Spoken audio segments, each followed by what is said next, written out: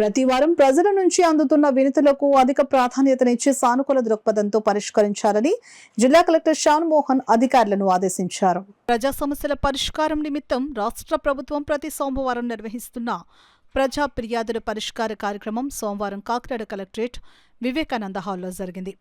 ఈ కార్యక్రమంలో జిల్లా collector Shan Mohan, joint collector Rahul Meena, జిల్లా రెవెన్యూ అధికారి J Venkatarao, housing PD NVV Satyanarayana, ZP CEO VVS Lakshmanarao, KSEZ SDC KV Ramalakshmi, CPO P Trinath ఇతర అధికారులతో కలిసి హాజరై కాకినాడ జిల్లా చుట్టుప్రక్కల ప్రాంతాల నుంచి వచ్చిన ప్రజల నుంచి వినతులు, అర్జీలను స్వీకరించారు. ఈ అర్జీలను ఆయా శాఖల అధికారులకు సూచిస్తూ వాటిపై సత్వరం, సమగ్రమైన, సంతృప్తికరమైన పరిష్కారాలు అందించాలని అధికారులను ఆదేశించారు.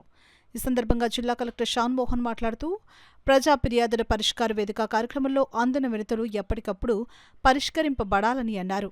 కార్యక్రమంలో వివిధ శాఖల జిల్లా స్థాయి అధికారులు, కలెక్టరేట్ విభాగాధిపతులు తదితరులు పాల్గొన్నారు.